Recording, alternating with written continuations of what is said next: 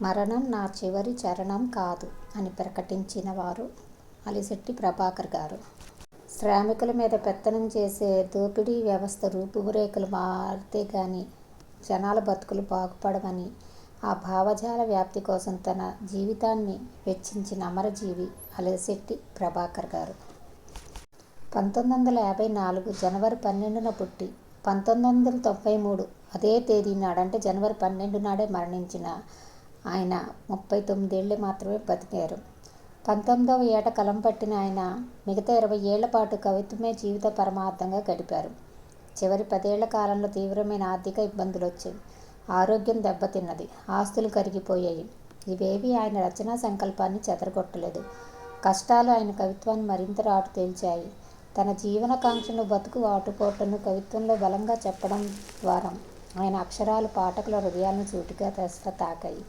మేఘ సందేశం, గబ్బిలం కావ్యాల్లో కవులు ఒక మాధ్యమం ద్వారా తమ వేదనను వ్యక్తపరిచినట్లు ఈ కవి తన కష్టాలను, బాధను, అనారోగ్య పీడనను, ఆర్థిక ఇక్కట్లను మనుషులతో కాకుండా కవిత్వానికి చెప్పుకున్నారు. చివరి క్షణం వరకు కవిత్వాన్ని ఆశ్రయించారు. ఆయన వ్యక్తిగత సమస్యల గురించి ఆలోచించలేదు. రేపు ఎలా అనే ఆలోచన ఆయనకు స్పృహలో ఉండేది కాదు. ఆంధ్రజ్యోతి పేపర్లో 6.5 ఏళ్ల పాటు వచ్చిన సిటీ లైఫ్ కవితా శీర్షిక వలన చేతికందే పారితోషికమే ఆయన చివరికాలపు జీవనాధారమైంది. తన రచనలను సినిమాలో వాడుకోవడానికి ఒప్పుకోలేదు. తను వేసిన కవితా చిత్రాల కాన్వాస్ బొమ్మలు కొంటామని వచ్చిన వారిని వెనక్కి పంపారు. బక్కపల్చను అడిగి ఒక్క దెబ్బకు చస్తావు, ప్రభుత్వాన్ని విమర్శిస్తే బాగుండదు అని కాకీలకి హెచ్చరించినా ఊరుకోలేదు. ఈ అనుభవాలన్నీ సమాజంపై కసిని ఇంకా పెంచి ఆయనలోని కవిత్వాన్ని మరింత మండించాయి.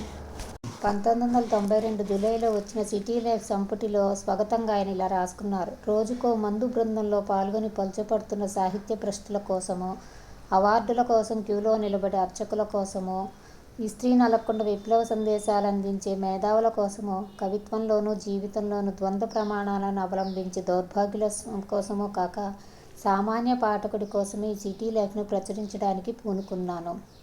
ప్రభాకర్ గారి కవిత్వంలాగే ఈ వ్యాఖ్యలు కూడా నేటి సాహిత్య వాతావరణానికి సరిగ్గా సరిపోతాయి. ఇంతగా నిలదీసేలా రాయడానికి ఒక కవికి ఎంతో నిజాయితీ గల పటిష్ట పునాది కావాలి. తనను వేలెత్తి చూపలేని సాహితీ జీవిత నేపథ్యం తప్పనిసరి.